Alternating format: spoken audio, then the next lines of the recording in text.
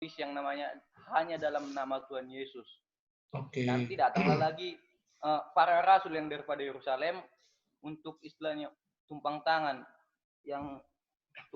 untuk orang-orang Samaria itu memperoleh Roh Kudus. Maksudnya pertanyaannya begini, Pak. Ketika dibaptis dalam nama Tuhan Yesus, seakan-akan kurang daripada seakan-akan Roh Kudus tidak ada di orang-orang Samaria itu. Jadi kan gini, Pak. Ketika dibaptis dalam nama Tuhan Yesus seakan-akan memisahkan ketrinitasan Allah. Allah Bapa, Allah Anak, dan juga Allah Roh Kudus. Kan ketika dibaptis dalam nama Tuhan Yesus kan itu bersangkut pautan dengan Allah Bapa dan juga Allah Anak dan juga dan Allah Roh Kudus. Begitu, Pak.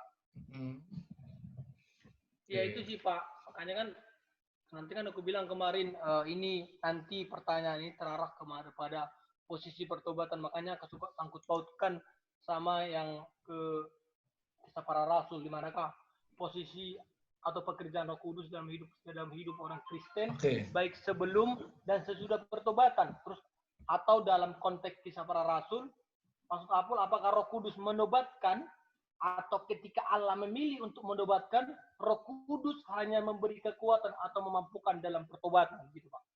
Oke. Jadi sebetulnya maksud pertanyaan dari Apul sama Kevin agak ada beda penekanan ya. Oke, kita akan coba mengulas deh ya. Kita akan coba mengulas pertanyaan dari Apul dulu, nanti baru pertanyaan dari Kevin. Oke, silakan yang lain yang ingin menanggapi atau ingin menjawab pertanyaan dari Apul. Nanti kita akan tetap jawab pertanyaan dari Kevin ya.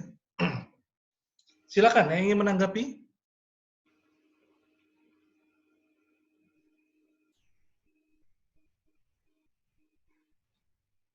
Silakan, Asrama Putri.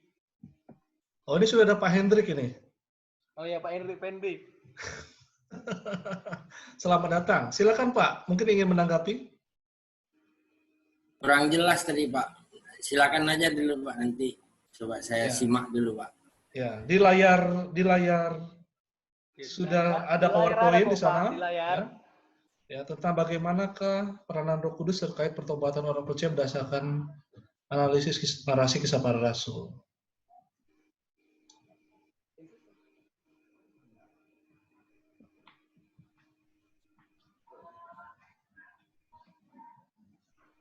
Silakan. Linda mungkin mau menjawab.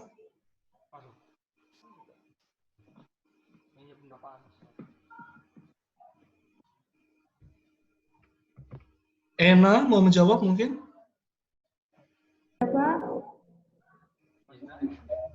Berikan komentar apapun itu nggak masalah. Berikan komentar kita. Ayo Ena. Silakan. Kakak berikan komentar apapun. Gimana Pak? Ya apapun nggak apa-apa.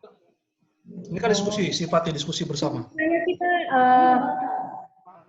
peranan Roh Kudus ya berdasarkan kisah para rasul ini kita kembali kepada kunci, yaitu kunci daripada kisah para rasul ini yaitu kisah para rasul pasal 1 ayat 8. Ya. Tapi kamu akan menerima kuasa kalau Roh Kudus turun ke atas kamu dan kamu akan menjadi saksiku di Yerusalem dan Yudea dan Samaria dan sampai ke ujung bumi. Yang menurut saya peranan Roh Kudus ya itu salah satunya yaitu untuk memberikan kuasa ya kepada orang-orang yang maupun orang yang belum bertobat ya, sehingga mereka membuat bertobat ya, dan sehingga mereka setelah itu mereka akan menjadi saksi kepada bangsa-bangsa yang lain atau kepada orang lain. Jadi ya menurut saya sih Pak itu peranan Roh Kudus itu fungsinya dari satu ayat 8. Oke, bagus ya. Jawaban dari Ena, dia mengaitkan dengan kunci kisah para rasul 1 ayat 8, di mana Roh Kudus berperan memampukan orang percaya untuk menjadi saksi. Artinya apa? Terkait dengan pertobatan, ya tanpa kesaksian bagaimana mereka bisa mendengar tentang Kristus. Artinya memang tema sentral dari kisah para rasul kan memang bagaimana mereka menjadi saksi mulai dari Yerusalem, Yudea, Samaria sampai ke ujung bumi. Mana mungkin itu bisa mereka lakukan? Bisa ternyata dengan apa? Dengan peranan Roh Kudus. Ya, dengan peranan Roh Kudus. dimungkinkan dan dimampukan untuk menjadi saksi. Ya. Bagus. Jadi kamu kaitkan ini langsung dengan tema kunci Kisah Para Rasul, di mana mereka menjadi saksi. Nanti dengan mereka bersaksi tentang Kristus, disitulah ada pertobatan. Ya. Baik dari orang Yahudi maupun dari orang di luar Yahudi. Bagus. Silakan Apul, kamu ingin menanggapi dari jawaban Ya, Ena? itu kan aku ngerti kalau kuasanya iya ada, kalau kuasanya kan iya betul yang dia bilang. Tetapi di sini aku berbicara tentang posisi pekerjaan dia itu. Makanya tadi kata Kevin, apakah tidak ketika mereka percaya kepada Allah, Roh Kudus sudah apakah ketika mereka percaya kepada Allah dibaptis, apakah tidak ketika itu juga Roh Kudus sudah turun? Kan begitu yang dialami Yesus. Ketika dia dibaptis Roh Kudus kan sudah ada langsung. Apa Ya, kita perbedaannya tahu, gitu posisi? Sedangkan itu kan dia, Roh Kudus pribadi Allah, Pul. Jadi dia kan kita tahu peranan Roh Kudus itu untuk menginsafkan, ya berperan untuk menginsafkan orang-orang yang berdosa. terus dia bagaimana juga tanggapanmu dengan orang Samaria itu? Apakah ketika Mana orang mereka Samaria? Maksud- tidak dibaptis kan? Tidak dibaptis Yang artinya mana? kan diakui seluruhnya kan para rasul datang pula untuk menumpang tangani mereka. Apakah ketika siapa? Apakah ketika waktu dibaptis mereka Roh Kudus sudah ada? Maksudnya posisinya itu bagaimana gitu? Maksudnya gimana? Soalnya Mengenai kurang jelas. kuasa aku Suaranya kurang jelas. Oke, saya coba pertajam gini deh. Saya sederhanakan gini. Kenapa dalam Kisah Para Rasul, jika memang Roh Kudus, khususnya baptisan itu menjadi satu paket ketika orang percaya kepada Kristus. Mengapa? Misalnya terjadi dalam Kisah Para Rasul pasal 8, mereka sudah dibaptis, tetapi ditanya, apakah kamu sudah dibaptis oleh Roh Kudus? Nah, misalnya gitu. Jika begitu, di mana letak keutuhan Allah Tritunggal? Dalam peranan pertobatan orang percaya, misalnya gitu. Silakan yang lain ingin menanggapi.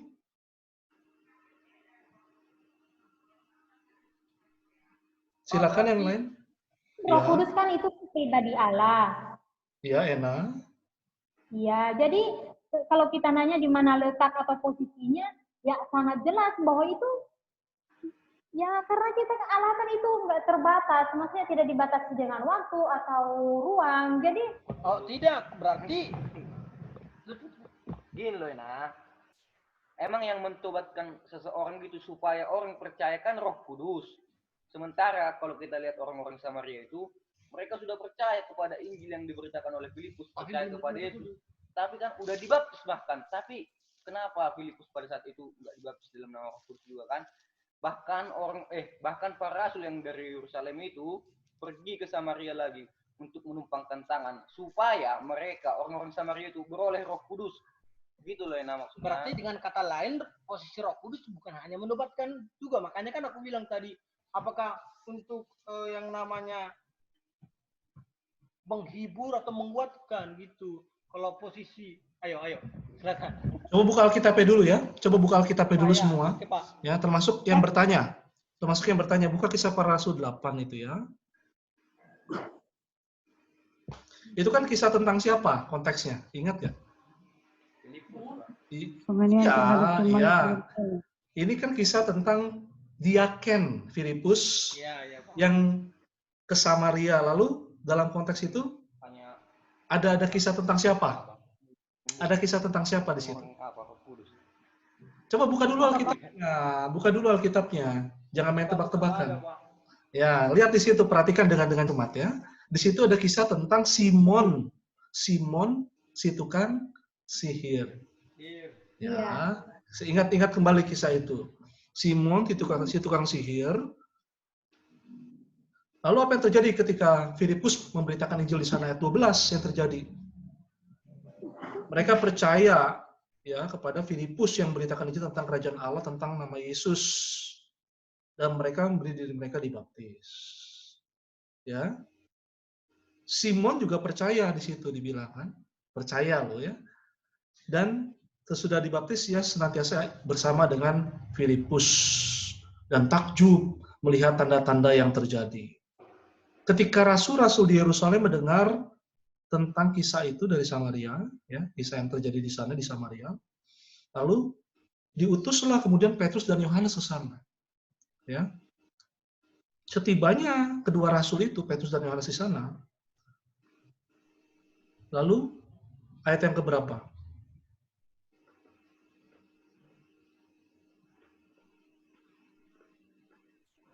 Ayat yang ke-16 kan? Sebab Roh Kudus belum turun ke atas seorang pun di antara mereka. Ya, sebab Roh Kudus belum turun di atas seorang pun di antara mereka, karena mereka hanya dibaptis dalam nama Yesus. Nah, coba. Bagaimana kita melihat ini? Ya. Berarti Pak, Bagaimana pertobatan mereka?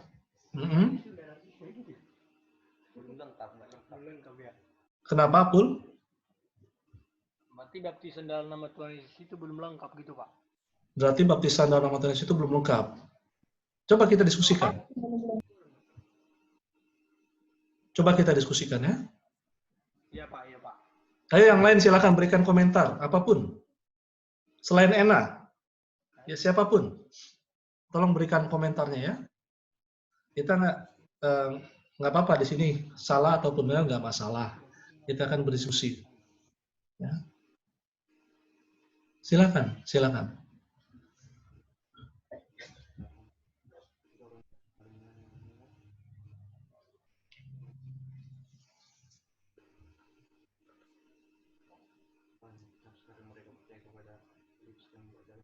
Silakan Pak Hendrik mungkin ingin menanggapi?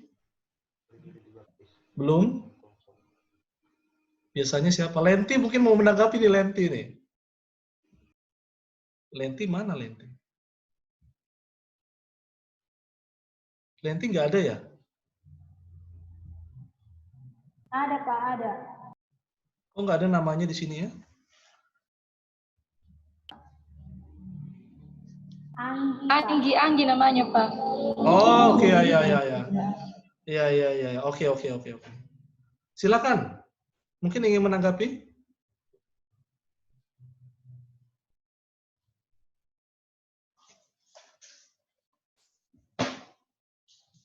Ini sebuah pertanyaan yang sangat apa ya kalau dibilangnya? Banyak sekali yang menanyakan ini. Sering sekali orang menanyakan ini. Ya. Sederhana Pak, tadi ribet banget ini Pak. Ya, saya akan coba jelaskan pertama gini ya. Pertama Iya, Pak, gini. iya, Pak, ya. Kita nggak boleh paksakan kacamata doktrin Tritunggal kita yang sudah utuh ketika kita membaca Kisah Para Rasul itu satu. Kita tidak boleh memaksakan doktrin atau kacamata Tritunggal kita yang sudah utuh ketika kita katakanlah menilai setiap kisah di dalam narasi, khususnya dalam narasi barusan Kisah Para Rasul pasal 8. Kenapa begitu? Karena memang kita harus percaya, kita harus sepakat bahwa pewahyuan khususnya doktrin Tritunggal itu sifatnya apa? Progresif. Artinya apa? Dari perjanjian lama itu nggak terlalu terang. Tidak terlalu terang dinyatakan. Nanti mulai masuk kepada Kristus dinyatakanlah itu. Tetapi itu pun belum dirumuskan secara eksplisit oleh para rasul.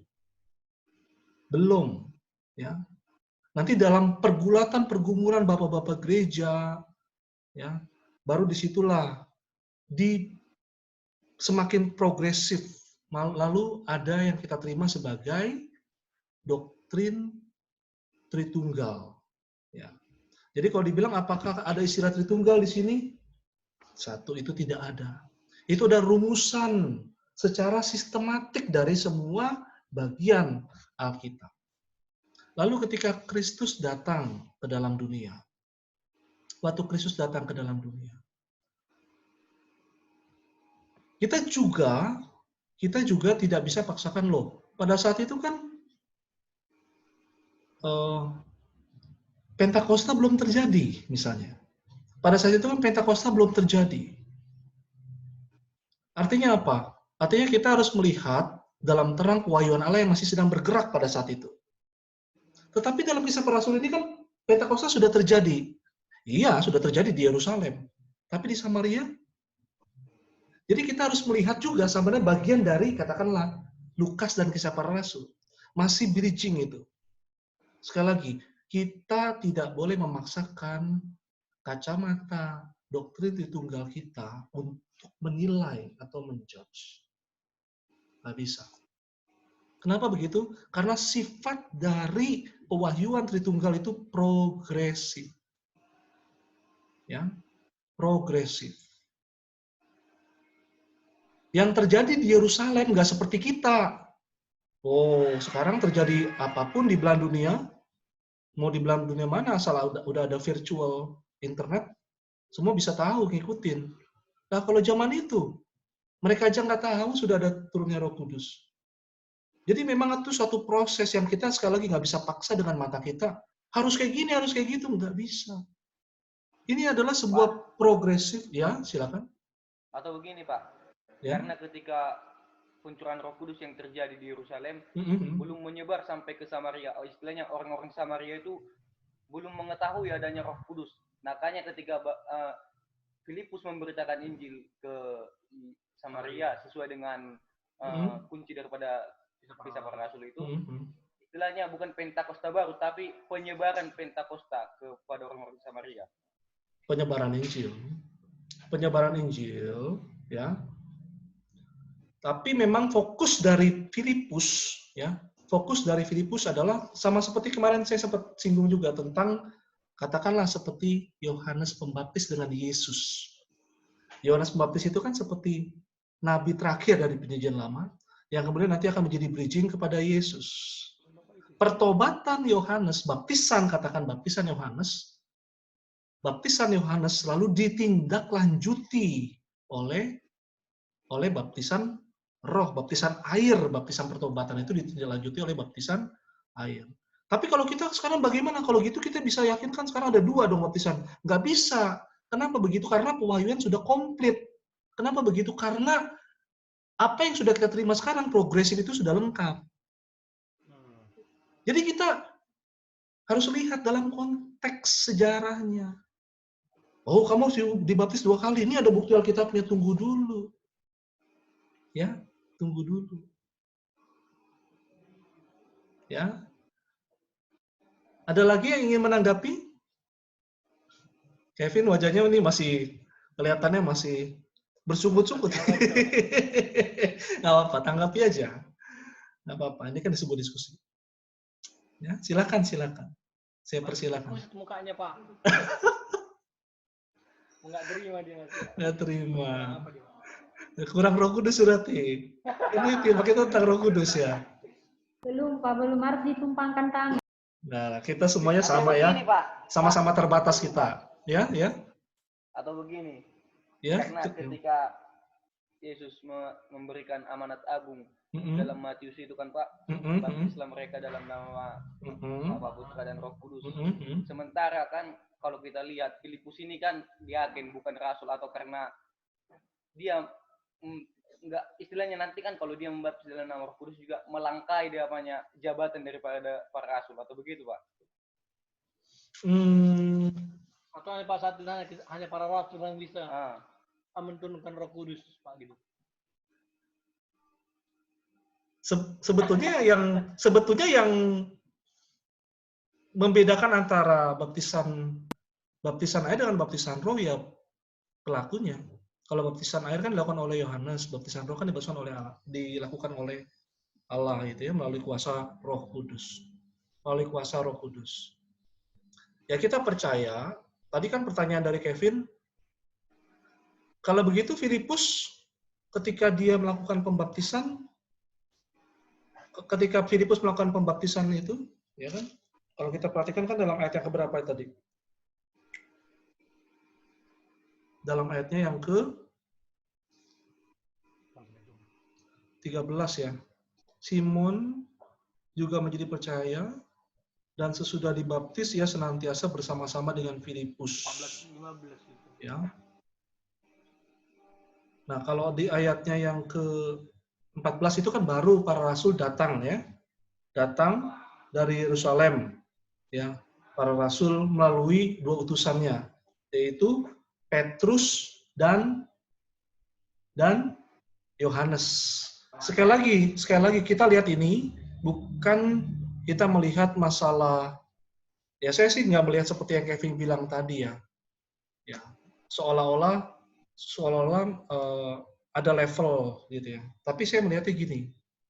Sama seperti kunci kisah para rasul 1 ayat 8, seperti ini terkait juga dengan jawaban kamu. Bahwa mereka akan menjadi saksi dari Yerusalem. Yerusalem, itu kan awalnya ya. Artinya ketika dapat konfirmasi, ketika para rasul, khususnya 2 rasul itu yang menjadi wakil, ya kan Petrus dengan Yohanes itu kan menjadi kayak icon gitu ya. Kayak konfirmasi Yerusalem. Artinya itu terkait Yerusalem, lalu kemudian yang terjadi melalui diaken itu, Filipus itu terrantai, terkonek gitu. Masih ada kaitannya dengan Yerusalem. Masih ada kaitannya di sana, masih ada kaitan. Sehingga apa? Sehingga saya melihatnya begini, bahwa ketika Filipus memberitakan Injil ke Samaria, itu juga adalah bagian yang utuh dari narasi Yerusalem. Gitu ya. Itu adalah bagian yang utuh dari Yerusalem. Masalah kenapa bisa terjadi seperti ini? Ya, kita percaya juga ada kedaulatan Allah yang mengizinkan ini supaya apa? Supaya memang terlihat kaitannya dengan kisah di Yerusalem itu. Ya. Mereka pun menerima roh yang sama. Dalam konteks kita melihat itu kan Lukas kisah para rasul, kita kan juga melihat gini loh. Pertobatan mereka nggak seperti pertobatan kita. Harus begini, nggak bisa. Enggak.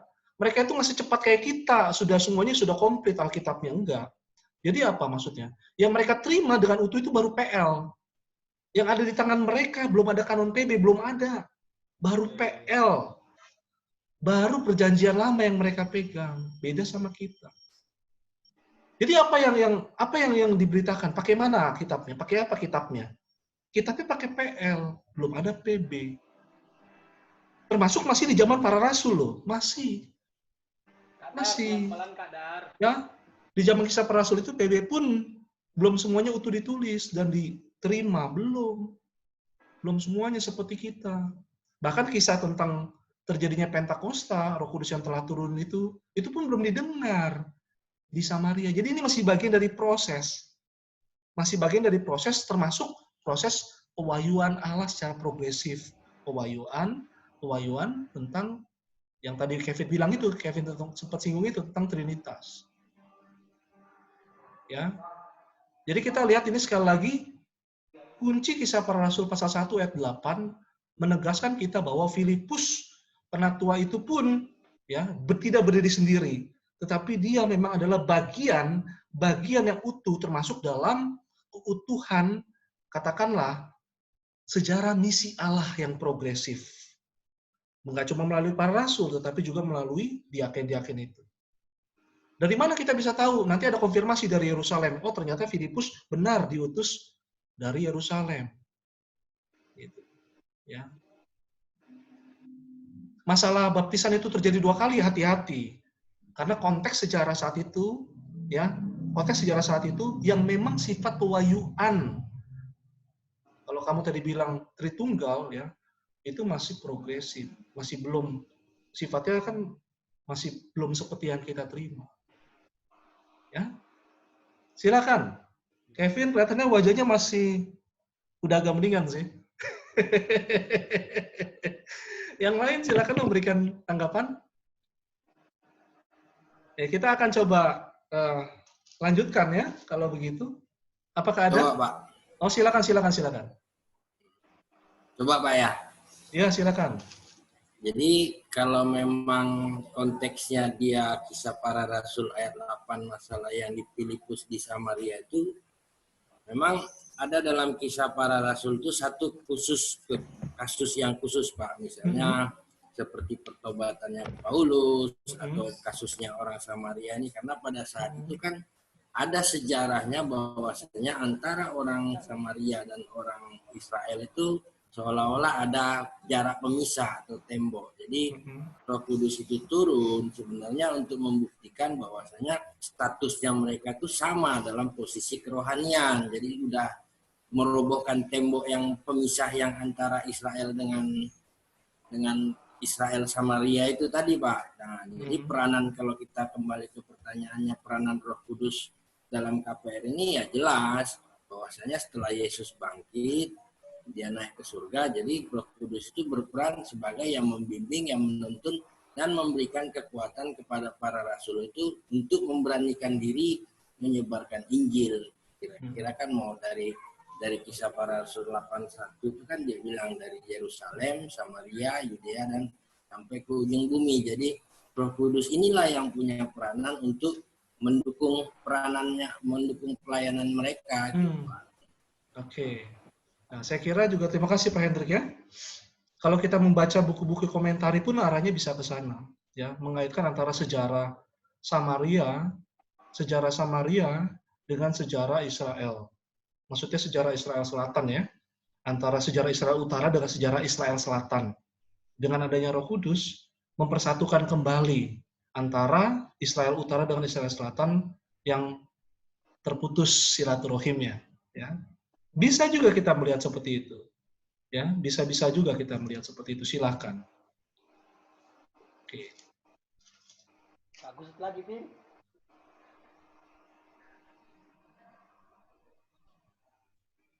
Dan kisah-kisah seperti ini kan kita akan lihat bergerak juga, ya. Kalau kita perhatikan, nggak cuma di Samaria ya, tetapi juga di tempat yang lain. Ya. Coba kalian cermati. Misalnya kayak kemarin saya sempat singgung masalah baptisan itu dalam pertemuan kita 2 pekan yang lalu tentang baptisan Roh Kudus. Ya, artinya memang ini kan sifatnya progresif. Persis seperti kunci tadi, Kisah Rasul 1 ayat 8. Ya, Pak Erik sudah sempat singgung tadi. Mulai dari Yerusalem, Yudea, Samaria, sampai ke ujung bumi. Ya, jadi memang semuanya akan terus bergerak seperti itu. Bergerak seperti itu arahnya. Ya. Yang kemudian kita akan terima secara progresif dan semakin terang. Oke. Ada lagi komentar?